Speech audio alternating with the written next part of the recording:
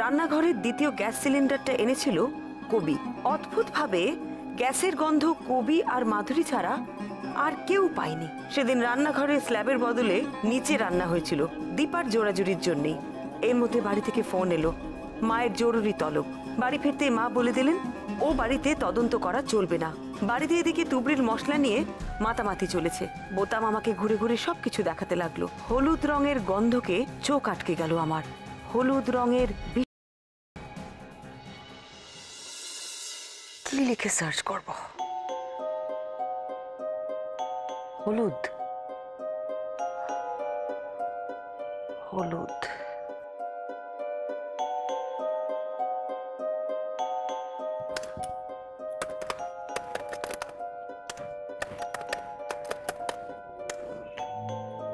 Yellow explosive.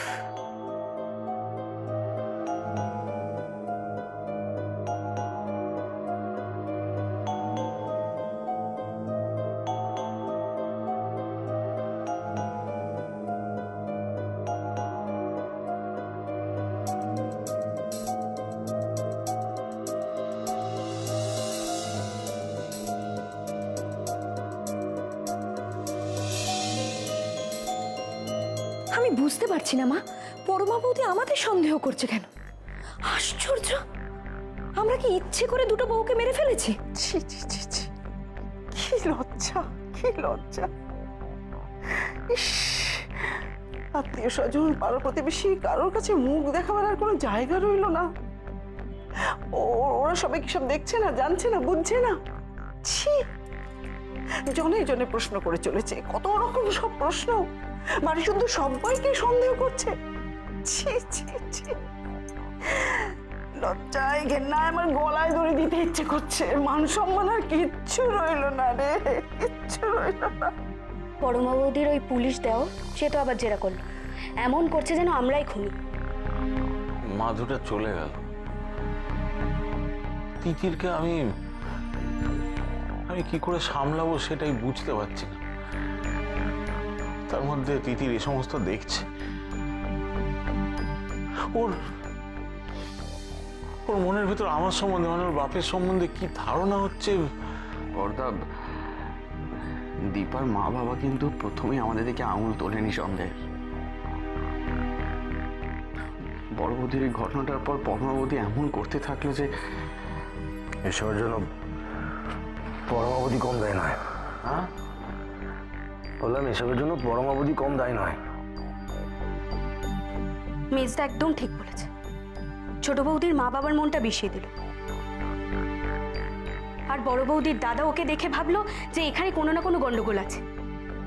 আমি লক্ষ্য করেছি সবকিছুতে যেন অতিরিক্ত কৌতূহল পরমা বৌদির। তুমি কি ভাবছো মা, এই যে আমাদের বাড়ির সবাইকে যে সন্দেহ করছে, এই খবরটা আমার শ্বশুর বাড়িতে যাবে না? ছি ছি ছি ছি ছি, সেখানে আমাকে কি জবাবদিহি করতে হবে বলো তো? আজও সকাল সকালে এসে হাজির হয়েছে, সিম্প্যাথির থেকে বেশি কিউরিয়াসিটি আমাদের ফ্যামিলিকে নিয়ে। ওনাকে তো খবরটা শুনেছিলাম দাদাই দিয়েছে। এই ঝামেলা এখন লেগেই থাকবে, বারবার এই বাড়িতে আসবে, হাজারটা প্রশ্ন করবে, আরে একই প্রশ্ন ঘুরিয়ে ফিরিয়ে ঘুরিয়ে ফিরিয়ে। কাজের কাজ তো কিছুই হচ্ছে না, শুধু শুধু এই বাড়ির লোকগুলোকে হয়রান করছে। মা, বাবাকে দেখেছো? চিন্তায় চিন্তায় শরীরটা কিরম খারাপ হয়ে গেছে। মানুষটা তো বেশি কথাই বলতে চাইছেন না কারোর সঙ্গে। সে তো তোমার গুরু বোনের ছেলের বউ, সে কি করছে আমাদের সাথে? তুমি তো বলো গুরু বোন নাকি নিজের বোনের মতো হয়। বাড়ির এই অবস্থা, তার মধ্যে সবাই ভয় কাঁটা হয়ে আছে। না না, প্রিয়া কিছু জানে না, বিশ্বাস কর, আমার মন বলছে প্রিয়া কিচ্ছু জানে না। আমি জানি, আমি হলফ করে বলতে পারি, আমার পরিবারের কোনো ক্ষতি প্রিয়া কোনোদিন চাইবে না। কিন্তু কিন্তু ওর ছেলের বউ যদি এসব কাণ্ড করে তাহলে ও কি করবে বল? শোনো মা, জানে কি জানে না সেটা বড় কথা না, বড় কথা হচ্ছে পুলিশ বিনা দোষে আমাদেরকে টানাটানি করবে ওই পরমা বৌদির জন্য। তুমি গুরুদেবকে বলো ওদের বলতে যেন এইসব থামায়, উনি বললে ওরা নিশ্চয়ই শুনবে।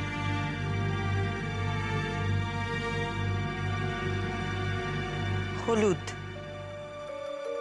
গন্ধহীন, দানাদার পদার্থ, has been used as a military explosive. Yellow dye. Explosive হিসেবে এটার তো বেশ ভালোই চল আছে দেখছি। এটার বিষয়ে আরেকটু আমাকে জানতে হবে। ডাক্তারবাবু বইগুলো একবার দেখবো। ডাক্তারবাবু তো অনেক বিষয় বই পড়ে, যদি কিছু থাকে দেখি তো।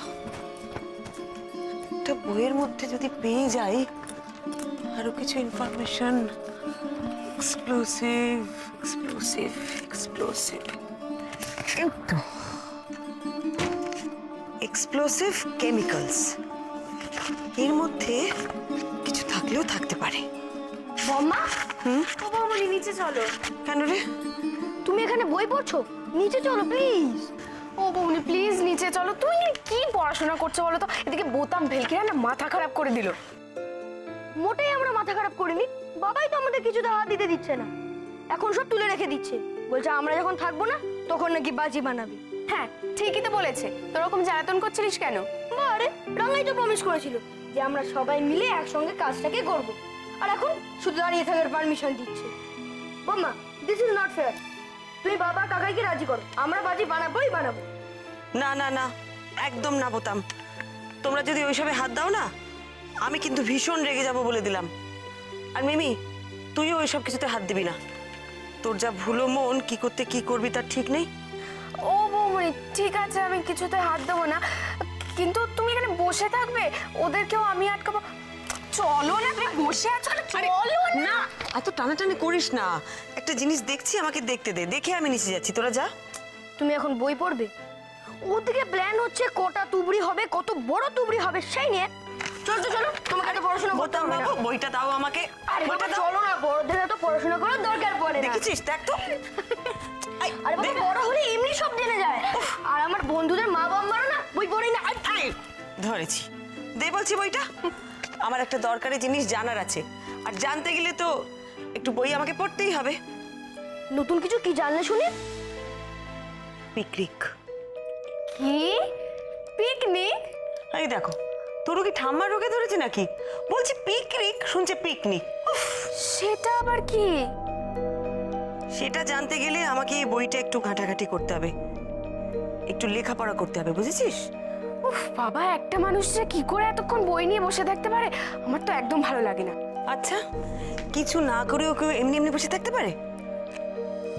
একটা কাজ কর, এখন থেকে একটু বইটই পড়া শুরু কর, না হলে অরূপের কাছে পাত্তা পাবি না। ভালো হবে? মনি তুমি না, ওর কাছে কে পাত্তা পেতে চায়? আচ্ছা, চাস না পাত্তা পেতে? ঠিক আছে, তাহলে পড়িস না বইটই, ছেড়ে দে। বৌমনি, ওদেরকে একটু এখান থেকে যেতে বলো, তোমার সাথে কাজের কথা আছে।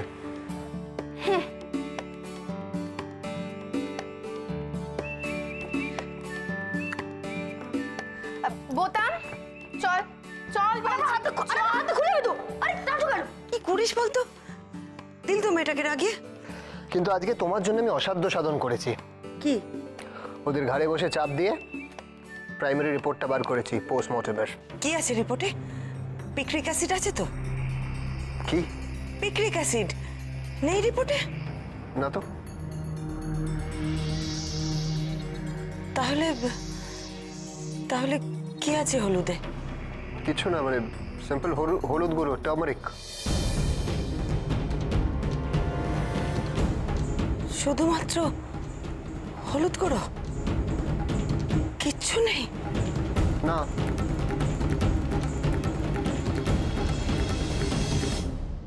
না না বাবা, আপনি ভাববেন না। আপনি যখন একবার বারণ করেছেন তখন আর করবে না। হ্যাঁ, আর করবে না। আমি ওদের বলে দেবো। আসলে ছেলে মানুষ তো, করে ফেলেছে। হ্যাঁ, আমি আমি আমি ওদেরকে বকে দেবো বাবা, বকে দেবো। হ্যাঁ ঠিক আছে বাবা। বাবা, আপনার শরীর গতির কুশল তো?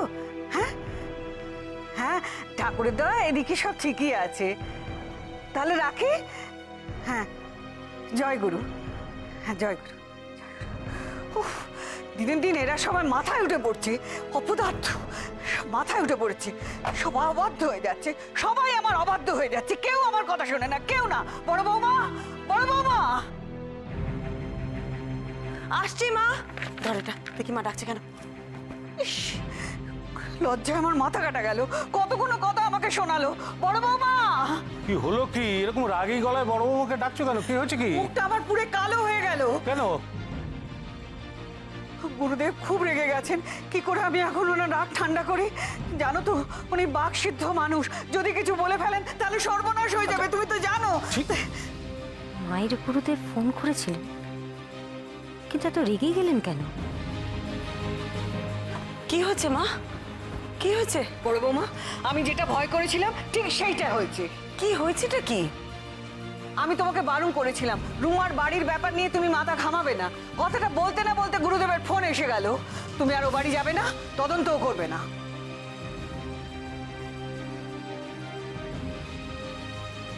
গুরুদেব ফোন করে আপনাকে কি বললেন মা? আর দিদি ভাইয়ের ও বাড়ি যাওয়ার সাথে ওনার কি সম্পর্ক?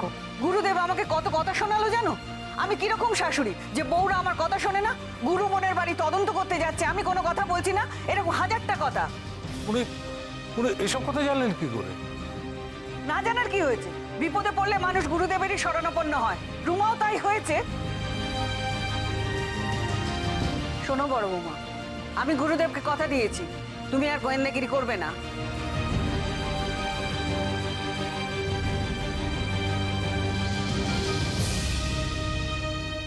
আপনার গুরুদেব আপনাকে ফোন করে বললেন আমি যেন ও বাড়িতে গোয়েন্দাগিরি করতে না যাই, যেন তদন্ত না করি। কিন্তু মা, আবার কিন্তু? রুমা গুরুদেবকে কি বলেছি জানো? আমি তার গুরু বোন হয়ে কেন তার মান সম্মান নিয়ে ছিনিমিনি খেলছি। গুরুদেব আমাকে বলেছে আমি কেন ওকে হেনস্থা করছি। এই সমস্ত শুনে আমার মাথাটা একবারে ঝাঁঝা করে উঠলো। দেখো বড় বৌমা, আজকাল আমি তোমার কোনো কাজে বাধা দিই না। আমি তোমাকে অনুরোধ করছি রুমার বাড়ির কেসটা তুমি ছেড়ে দাও। করো না, এতে আমার মান সম্মান জড়িয়ে আছে, আমি ফ্যাসাদে পড়ে যাব।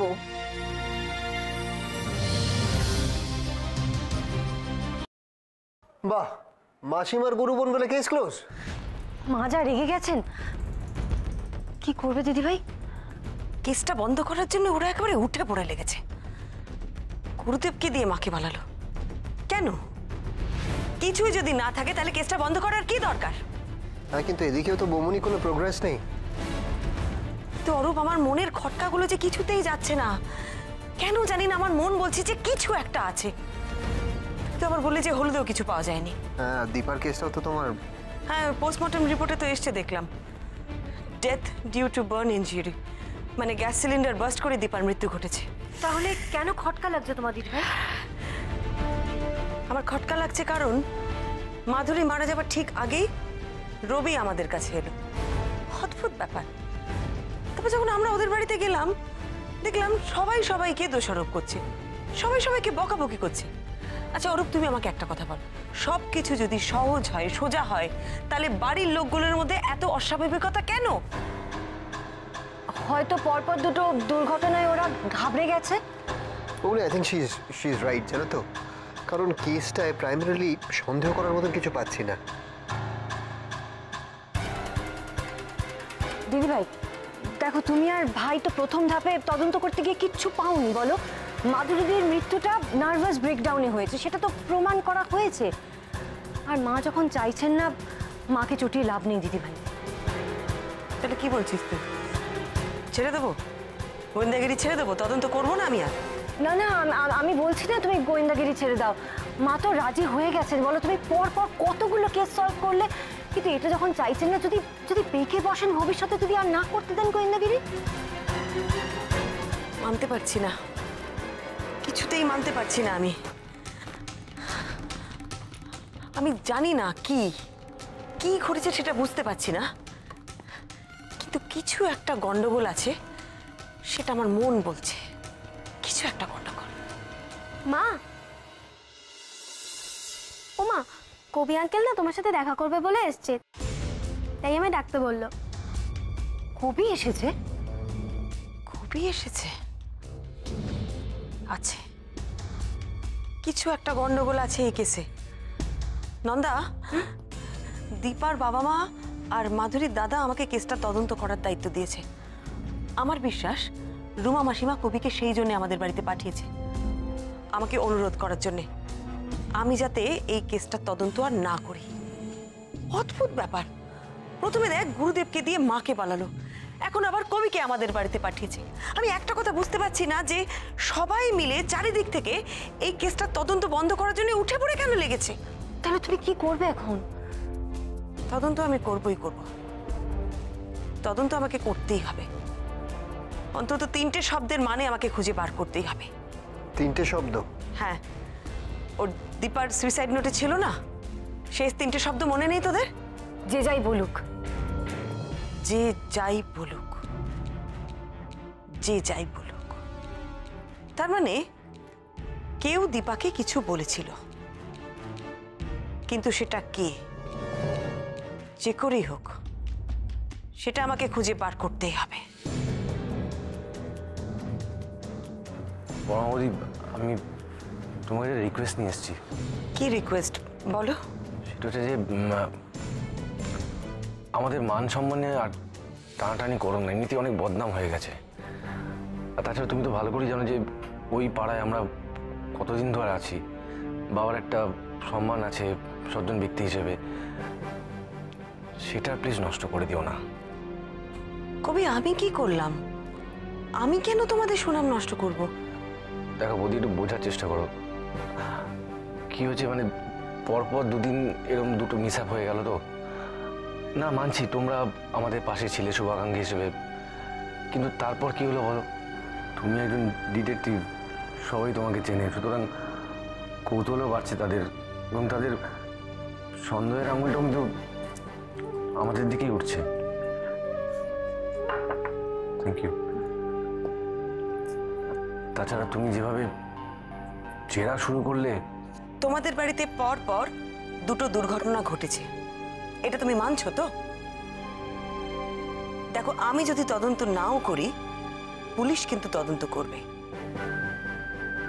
ঘটনা দুটো অস্বাভাবিক বলেই করবে। তাদের তোমরা কি বলবে কবি? দেখো, আমি যদি তদন্ত নাও করি, পুলিশ কিন্তু তদন্ত করবে। তাদের তোমরা কি বলবে কবি? হ্যাঁ, পুলিশ যেরকম করছে করুক, ওদের তো রুটিন মাফিক যেরকম কাজ হয় সেটা করছে, কিন্তু তদন্তর কিছু নেই তো। মানে সত্যিকার তদন্তের কিছু নেই তো এর মধ্যে। মানে দীপার মৃত্যুটা তো একটা সত্যি নিছক অ্যাক্সিডেন্ট, পিওর অ্যাক্সিডেন্ট। মানে আমরা চেষ্টা করে তো ওকে বাঁচাতে পারলাম না, তাই না? আর বড় বৌদির ব্যাপারটা তো তোমরা ভালো করেই জানো, সারাক্ষণ টেনশনে ভুগতো, হাইপার টেনশনে ভুগতো, ডিপ্রেশনে ভুগতো। তার জন্য ওকে ওষুধ খেতে হতো, রেগুলার ওষুধ খেত, নিজেই ভুল করতো, তারপর কেউ কিছু না বললেও নিজে কান্নাকাটি করে ডিপ্রেশনে চলে যেত, দিয়ে বাড়িতে একটা হুলস্থুল করতো। দেখো কবি, আমি মাধুরীকে যতবার দেখেছি আমার মনে হয়েছে যে ও একটু ভীতু প্রকৃতির। এরকম ভীতু প্রকৃতির একটা মেয়ে এরকম একটা ডেসপারেট ডিসিশন নিতে পারে, আত্মহত্যার মতন? এটা আমি কিছুতেই মানতে পারছি না, জানো তো। এমনি এমনি কি পাগলামি পাগলামি পাগলামি, ওই হঠকারিতা করে এরকম একটা কাণ্ড ঘটিয়ে ফেলেছে। ওই দীপার ঘটনার জন্য বাড়ির কেউ, মানে মা কিংবা দিদি হয়তো কেউ কিছু বলেছিল, আর শুধু বলবেই না পায় কেন বলো? সত্যিকার ওরকম গ্যাস খুলে ভুলে যাওয়ার মতন একটা সাংঘাতিক ঘটনা তো করে, আগেও তো এরকম ঘটনা ঘটেছে বাড়িতে। হ্যাঁ, মানে এরকম ঘটনা তো বাড়িতে আগেও ঘটেছে, যে গ্যাস খুলে রেখে ভুলে গেছে, বাড়ির সবাই গন্ধ পেয়েছে, তারপর গিয়ে ছুটে গিয়ে গ্যাস বন্ধ করেছে। এরকম ঘটনা আগেও ঘটেছে। এবারও হয়তো সেরকমই কিছু হয়েছিল, মানে এসবের জন্য তো মা কিংবা দিদি কেউ কিছু বলেছিল, তার জেরেই হয়তো সুইসাইডটা করেছে। আচ্ছা, আমাদের ভুলটা কোথায়, মানে আমাদের দোষটা কোথায় বলো? আমার কিন্তু মনে হচ্ছে মাধুরীর উপর একটা চাপ তৈরি করা হয়েছিল, আর সেই চাপটা এতটাই ছিল যে ও সুইসাইড করতে বাধ্য হয়। এই চাপটাকে আইনি ভাষায় আত্মহত্যায় উস্কানি বলে। না না, উস্কানি না, উস্কানি না। কেউ কোনো উস্কানি দেয়নি, সেটা আমি জোর করে বলতে পারি। দেখো বৌদি, তোমরা আমাদের পরিবারকে অনেক দিন ধরে চেনো, আজ তো নতুন নয়। মাসিমা মায়ের গুরু বোন। এখন আমাদের পরিবারে যারা চলে গেছেন তারা তো আমাদের পরিবারেরই লোক ছিল, আপনজন ছিল। আর তাদের জন্য আমাদের কি যে অবস্থা সেটা শুধু আমরাই জানি, কি টালমাটাল অবস্থা দিয়ে যাচ্ছি আমরা। আর বাড়িতে যারা আছেন মানে তাদের খুবই খারাপ অবস্থা। বাবা মা একদম চুপ করে গেছে, কারোর সঙ্গে কোনো কথা বলছে না। দাদা তারপরে ববি বিধ্বস্ত হয়ে পড়েছে, কি করে ভেবে পাচ্ছে। বাকি রয়েছে শুধু আমি একা। আমি কোন দিকটা সামলাবো বলো? এদেরকে সামলাবো নাকি এই পুলিশ, এই তদন্ত, এইসবের মুখোমুখি হব? তাই আর থাকতে না পারে তোমার কাছে ছুটে এলাম। বাবা একেবারে গুম হয়ে গেছে, মা তো সারাক্ষণ কাঁদছে এবং কান্নাকাটি করে একই কথা বলছে, পাড়া প্রতিবেশীরা আত্মীয় স্বজনরা নাকি আমাদেরকে ত্যাগ করবে।